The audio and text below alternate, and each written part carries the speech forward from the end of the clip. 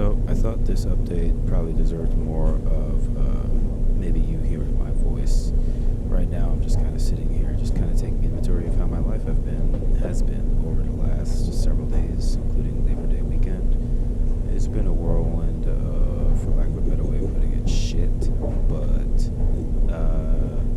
got a pretty big gig coming up tonight, and I'm just kind of recollecting my thoughts, taking inventory of how I got here and the gigs that I've had that have led me up to tonight. Started out with one gig. I used to go to this bar every single Tuesday night, and I would just sit there. It was during the time that I was taking care of my dad when he had cancer, and once I was done, taking care of him for the day, he'd be asleep, and I'd let him know that I'm stepping out for the night. Usually, my sister would come in, and she'd kind of keep an eye out at the house for an hour or so, and just to kind of let me, have some free time to myself and do what people would consider as healthy.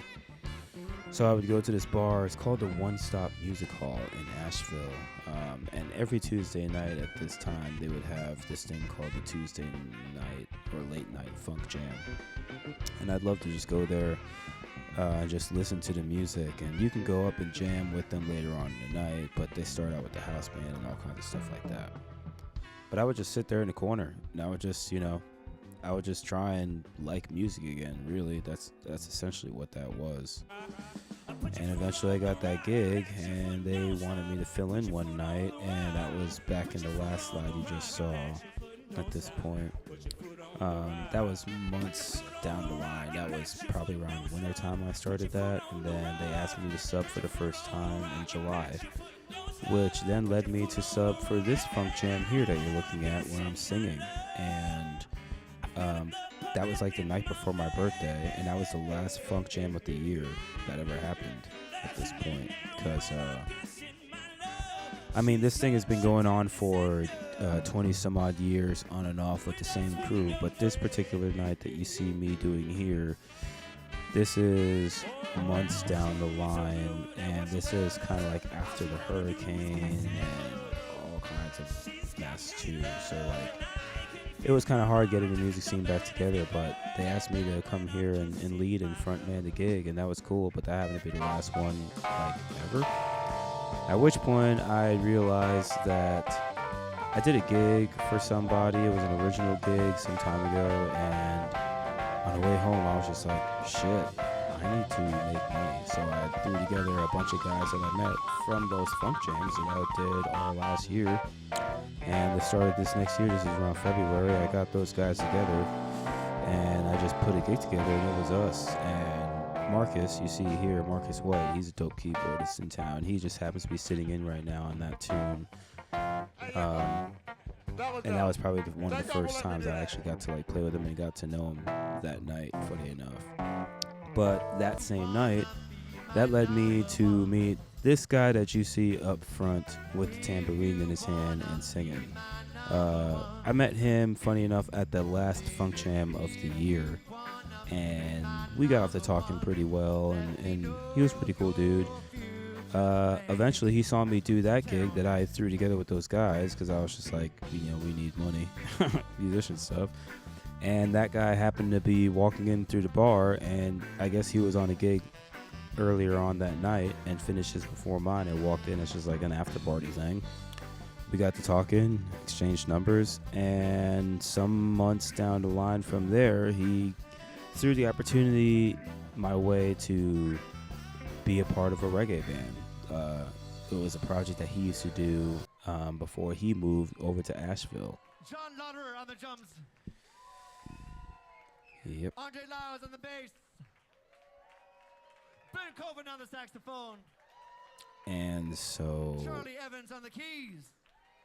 Yeah, and this has been cool. So we all became cool, and everybody in that band is super talented, very gifted, great musicians, great people to work with and talk to and just hang out with.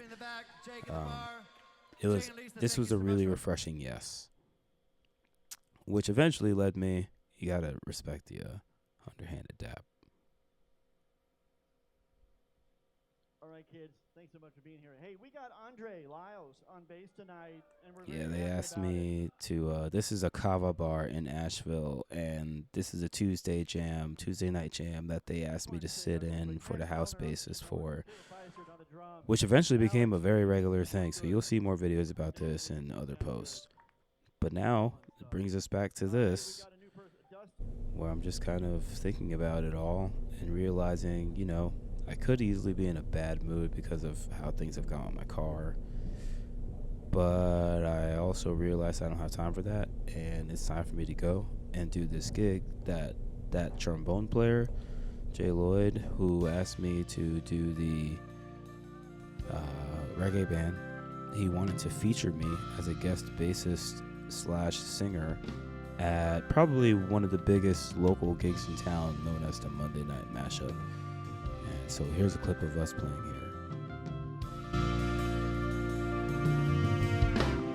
am a lineman for the county, and I drive the main road, searching in the sun for another overload. I am singing in the wire, I hear singing through the wine, and the Wichita line is still on the line.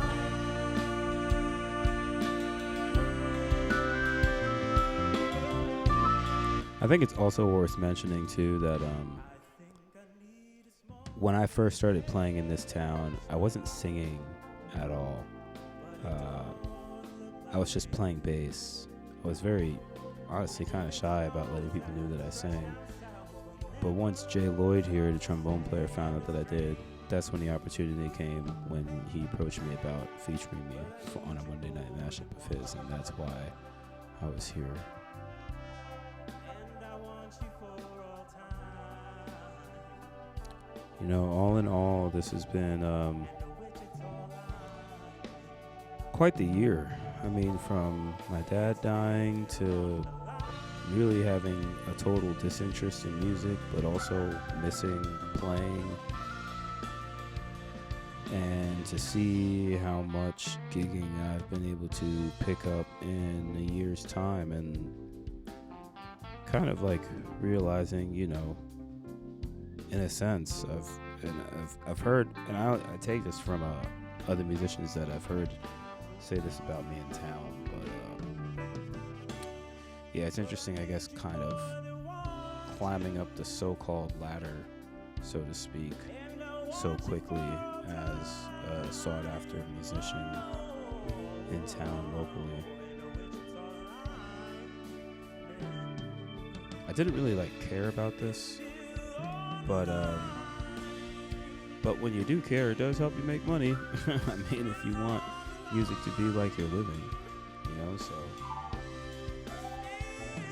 it's worth keeping that in mind, I suppose. But I don't know, I guess here is me kind of making a name for myself or something. I just want my phone to ring.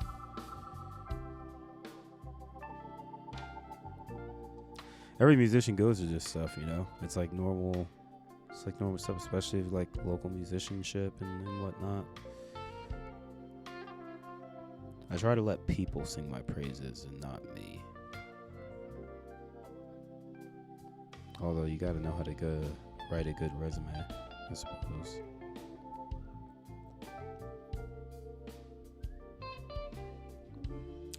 But I feel that the more feedback I can receive, the more my name hopefully should spread in a good way.